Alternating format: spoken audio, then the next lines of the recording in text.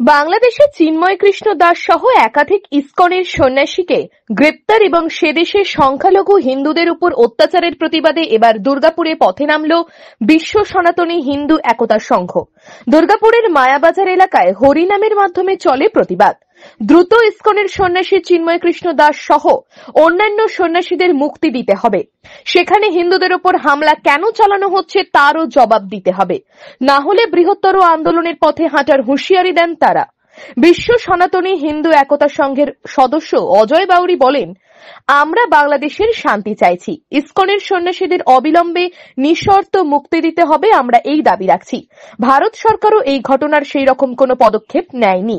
দ্রুত ভারত সরকারও এই বিরুদ্ধে পদক্ষেপ গ্রহণ না করলে আমরা বৃহত্তর আন্দোলনের পথে হাঁটব। এসছি আজকে এই কারণে, আমাদের প্রতিবেশী রাষ্ট্র বাংলাদেশে যে হিন্দুদের উপর যে ক্রমাগত অত্যাচার হচ্ছে তার বিরুদ্ধে, তাছাড়া আমাদের সবচেয়ে শরীরে লাগার মতো আমাদের যে হৃদয়ের ন্যাশনাল ফ্ল্যাগ, আমাদের ন্যাশনাল ফ্ল্যাগকে মাটিতে রেখে যেভাবে ওরা অবমাননা করছে তার বিরুদ্ধে আমরা আজকে একত্রিত হয়েছি।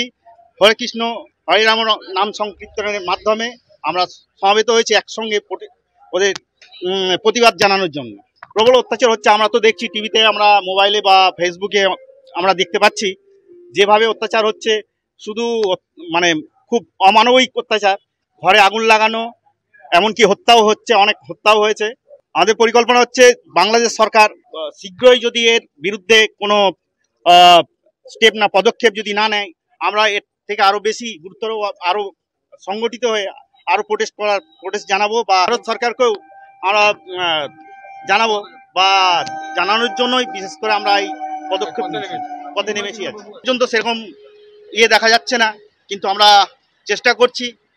শুধু এখানে নয়, পুরো বিশ্বব্যাপী হিন্দুদের উপর যে অত্যাচার হচ্ছে তাই নিয়ে সব হিন্দুরা বা সনাতনীরা ঐক্যবদ্ধ হচ্ছে ধীরে ধীরে। বাংলাদেশে কয়েকদিন ধরে, শুধু কয়েকদিন নয় কয়েক মাস ধরে, বিশেষ করে এই কয়েকদিন ধরে যে ঘটনা ঘটছে, সারা বিশ্ব আতঙ্কিত। বাংলাদেশে হিন্দুরা নির্যাতিত, অপমানিত, অত্যাচারিত, ধর্ষিত। আজকে চিন্ময় কৃষ্ণের নেতৃত্বে যে হিন্দুরা এখানে আন্দোলন করছেন তাকে অ্যারেস্ট করা হয়েছে। শুধু তাকে নয়, ঘর থেকে যারা মিছিলে গেছিলেন সেই ইয়াং যুবকদের ঘর তুলে আসা হচ্ছে, তারা খুন হয়ে যাচ্ছেন, তারা মার্ডার হয়ে যাচ্ছেন। কোথায় তারা আছেন, কোথায় বন্দী আছে মানুষ জানে না। সারা বাংলার মানুষ আজকে গর্জে উঠেছে, ভারতবর্ষের মানুষ গর্জে উঠেছে। হিন্দু সমাজকে আহ্বান করছি, যেভাবে সারা বাংলা উত্তাল চলছে, নদিয়া, মালদা, বর্ধমান, আসানসোল, দুর্গাপুর মিছিল চলছে, যজ্ঞ চলছে, হিন্দু একতার চেষ্টা চলছে। আজকে দুর্গাপুরের আজকে মায়াবাজারে হিন্দু সমাজ একত্রিত হয়েছে। আমরা এখানে ভজন কীর্তন করে, মিছিল করে প্রতিবাদ করছি, মানুষকে আহ্বান করছি হিন্দু সমাজের রক্ষার্থে, বাংলাদেশ হিন্দুদের রক্ষার্থে এগিয়ে আসুন, গর্জে উঠুন, প্রতিবাদ করুন। আগামী দিনে বাংলার সুরক্ষা রাখার জন্য, বাংলাদেশের অবস্থা যে তৈরি হয়েছে আগামী পশ্চিমবঙ্গ যেন না ঘটে তার জন্য হিন্দুকে এক করতে হবে, হিন্দু এগিয়ে আসতে হবে, ঐক্যবদ্ধ হবে, লড়তে হবে। লড়ার জন্য আহ্বান করার জন্য আজকে আয়োজন করেছি।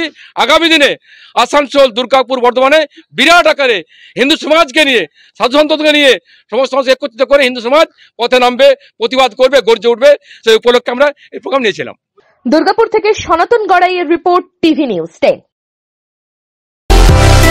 সুলভ সঠিক চিকিৎসার একমাত্র প্রতিষ্ঠান বিবেকানন্দ হসপিটাল। 24 ঘন্টা emergency service, blood bank, trauma care. আপনাদের সেবায় আমরা তৎপর।